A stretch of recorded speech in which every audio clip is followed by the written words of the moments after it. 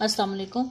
उम्मीद है आप लोग खैरियत से होंगे। आज एक्सरसाइज 14B का क्वेश्चन नंबर 6 स्टार्ट करेंगे। क्वेश्चन नंबर 6 स्टार्ट करने से पहले मैं आप लोगों को एक दफ़ा क्वेश्चन दिखा देती हूँ कि ये क्वेश्चन क्या है। यहाँ पे देखें, ये क्वेश्चन नंबर 6 है। तो यहाँ पे है, it is given that X is an integral between 1 and 10 inclusive. B जो है हमारे पास, X is an even number. ठीक है, इसमें 1 2 3 एंड 4 पार्ट दिए हैं जो हमने करने हैं। तो स्टार्ट करते हैं। यहाँ पे यूनिवर्सल सेट क्या हमारे पास है, यहाँ पे लिख लेते हैं।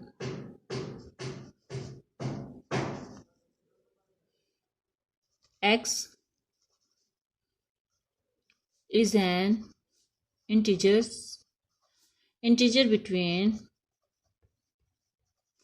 1 and 10।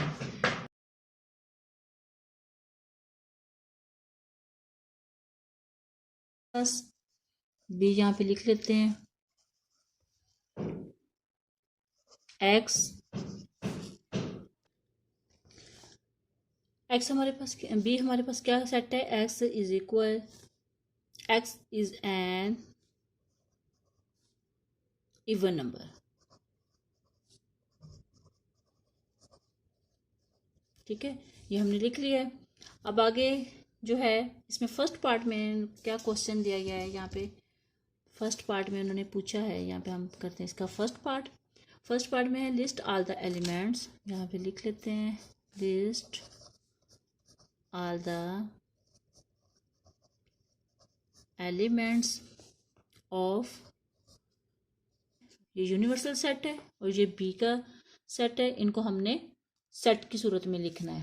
पहले हमने यूनिवर्सल सेट, ये जो है यूनिवर्सल सेट, इसको हमने लिखना है। यहाँ पे लिख लेते हैं यूनिवर्सल सेट।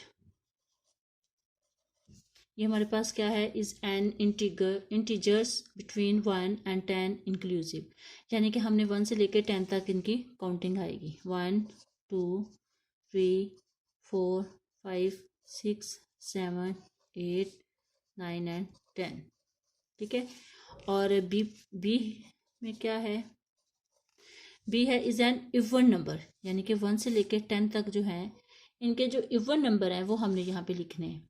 तो इवन नंबर आपको पहले भी मालूम है कि वो नंबर हैं जो 2 पे डिवाइड हो सकें या 2 के मल्टीप्लाई हों, तो वो लिखने हैं। यहाँ पे आएगा 2 4 6 8 और 10। ठीक है, ये हमने लिख लिया।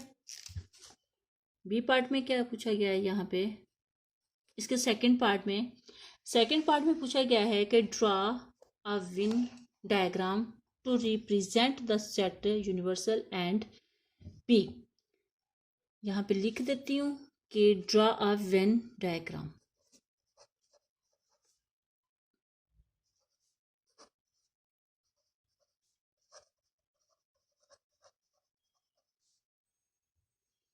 ठीक है, जो जिसमें set universal set to represent the set universal and B. यानी कि आपने वेन डायग्राम बनानी है जिसमें यूनिवर्सल सेट और बी सेट दोनों रिप्रेजेंट हो रहे हैं उसमें। तो अब यहाँ पे हम बनाते हैं, जैसे मैंने आपको पहले वाली वीडियो में भी बताया था कि जब हमने डायग्राम बनाना है तो परेशान होने की ज़रूरत नहीं है। डायग्राम में आप देखा करें कि जो जिसमें कम एलिमेंट्स है आप पहले वो लिख लें, जिस पे ज़्यादा है वो आप बाद में लिखिएगा। तो ये तो हैं ही दो, तो अब हमने क्या करना है, पहले डायग्राम बनानी है। तो डायग्राम बनाने के लिए आपको मैं यहाँ पे बता देती हूँ। जैसे ये है हमारे पास एक डायग्राम, और ये एक अंदर उसके हमने सर्कल ले लिया। ठीक है, अब ये हमारे पास है बी और ये हमारे पास है यूनिवर्सल। क्योंकि पहले मैंने आपको बताया कि जो बाहर वाला होगा ये यूनिवर्सल होगा और ये बी हमने लिख दिया। बी के एलिमेंट्स क्या हैं वो हम पहले लिख लेंगे। 2 हो गया, 4 हो गया, 6 हो गया, 10 हो गया और 8 हो गया और 10 हो गया। ये बी के एलिमेंट्स हमने अंदर लिख लिए हैं। और ये यूनिवर्सल सेट है, तो इसके अंदर जो बाकी अब रह जाएंगे, वो रिमेनिंग जो रह जाते हैं वो हम यहाँ पे लिख लेंगे। यानी कि 2 है वो नहीं हम लिखेंगे, 1 लिख लेंगे, फिर 3 लिख लेंगे, फिर 5 है, उसके बाद 6 है, 7 है, ठीक है, 8 नहीं और 9 है, 9 यहाँ लिख लें, ठीक है। ये आपने सारे इसके अंदर एलिमेंट लिख दिए हैं। ये आपने वेन डायग्राम बना दिया है, ठीक है। इसमें आपका ये यूनिवर्सल सेट आ गया और ये बीके आ गए, और जब एज अ होल जब यूनिवर्सल सेट लिखेंगे उसमें ये एज अ होल आ जाते हैं, ठीक है। तो ये आ गया, ये 1 है, ठीक है। आगे समझ इसकी आपको। अब इसका हम करेंगे थर्ड पार्ट।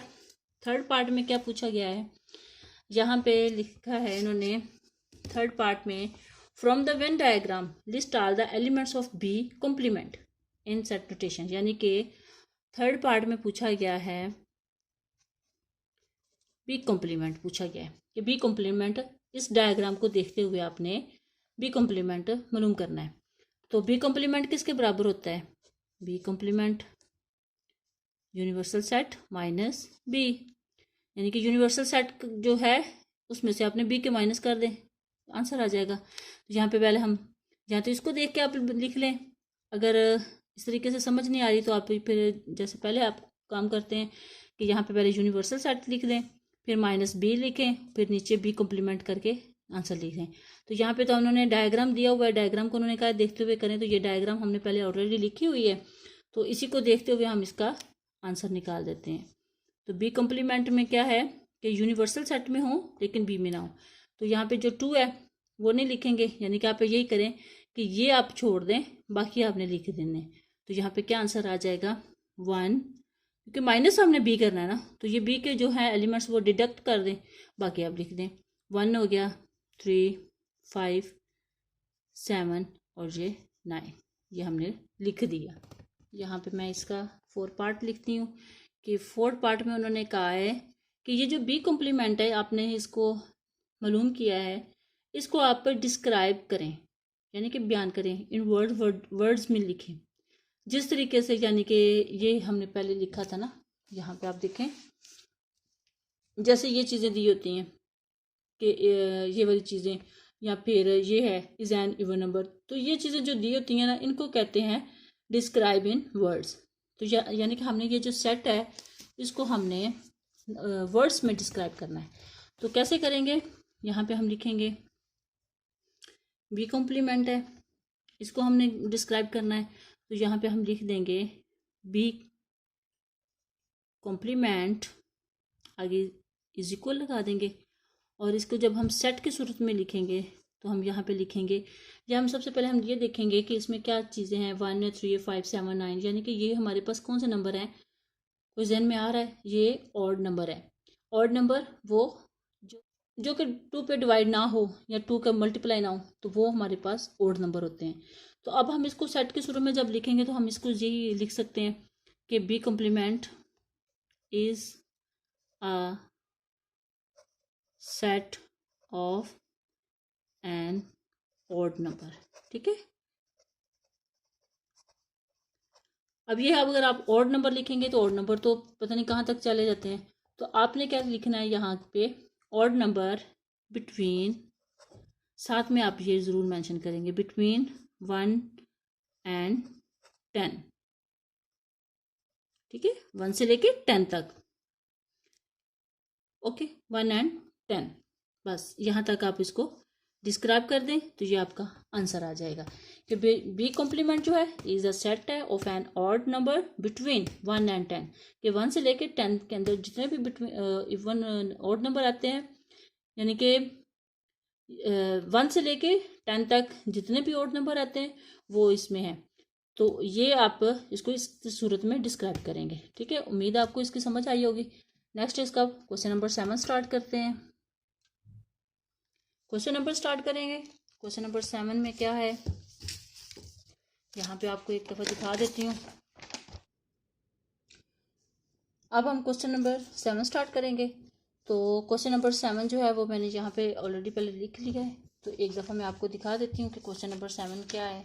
यहाँ पे आपको एक दफ़ा दिखा देती हैं कि ये है क्वेश्चन नंबर 7 है, a is equal 10, 20, 40, 60, 80 is the elements of the flowing subset of a, यानी और ये 4 पार्ट दिए गए हैं।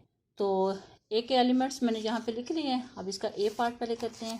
और साथ साथ मैं आपको बताऊंगी भी, साथ साथ बताती भी जाऊंगी और साथ साथ इसको समझाती भी जाऊंगी, लिखते भी जाएंगे करेंगे। तो यहाँ पे उन्होंने पूछा है कि नंबर्स डिविजिबल बाय 4, ठीक है। यानी कि यहाँ पे क्या पूछा गया है, नंबर डिविजिबल बाय 4, यानी कि जो 4 का डिविजिबल हो सकते हो इन पे वो हमने लिखने हैं। जब सोल्यूशन करेंगे इसको, अब हम कैसे लिखेंगे, यहाँ पे इसका सेट बनाते हैं कि 4 का जो डिविजिबल है ये 10 नहीं है 20 है, ये लिख लेंगे।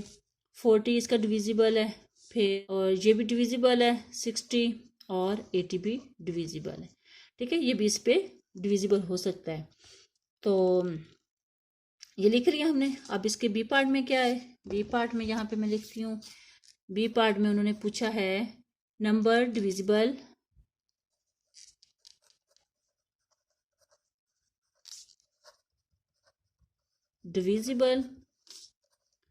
बाय 6, ठीक है।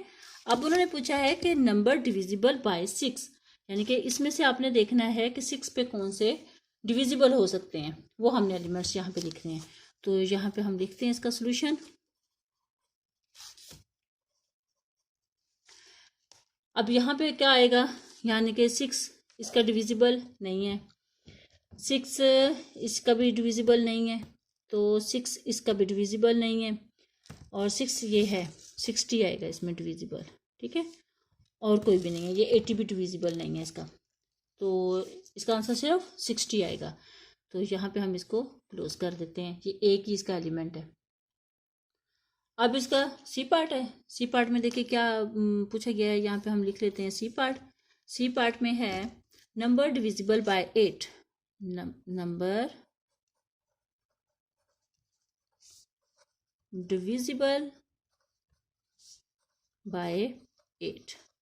अब आपने 8 के डिविजिबल बताने हैं, तो इसी को देखते हुए आपने बताना है कि 8 का टेबल इनके ऊपर डिविजिबल हो सकता है कि नहीं। 10 पे नहीं हो सकता, 20 पे नहीं हो सकता, 40 पे हो सकता है, क्योंकि 8 5 का 40 हो सकता है। तो ये हम यहाँ पे लिख लेंगे इसके सोल्यूशन में। यहाँ पे आ जाएगा 40, और 8 60 पे नहीं जाता तो 8 80 पे जाता है, 8 10 80, तो यहाँ पे आ जाएगा 80। ये दो ही हैं इसके। आगे डी पार्ट में क्या पूछा गया है, डी पार्ट यहाँ पे लिख लेते हैं। डी पार्ट में है नंबर डिविजिबल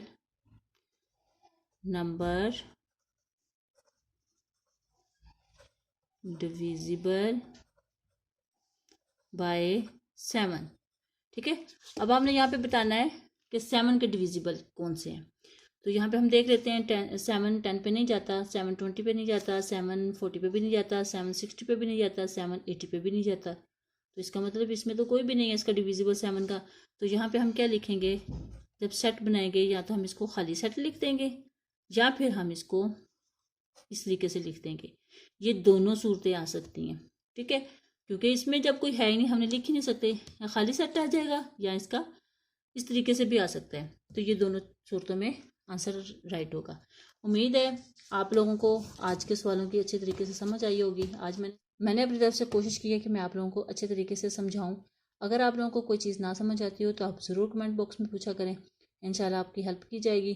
तो अगर आप लोगों को वीडियो हमारी अच्छी लगी हो तो लाइक कीजिएगा, हमारे चैनल को सब्सक्राइब कीजिएगा, और अपने दोस्तों में ज़रूर शेयर कीजिएगा, और साथ में आने वाली बेल आइकन को ज़रूर प्रेस कीजिएगा, ताकि आप लोगों को आने वाली हमारी न्यू से न्यू अपडेट पर वक्त मिलती रहे। मिलते हैं नेक्स्ट वीडियो में, तब तक के लिए मुझे इजाज़त दीजिएगा। अल्लाह हाफिज़।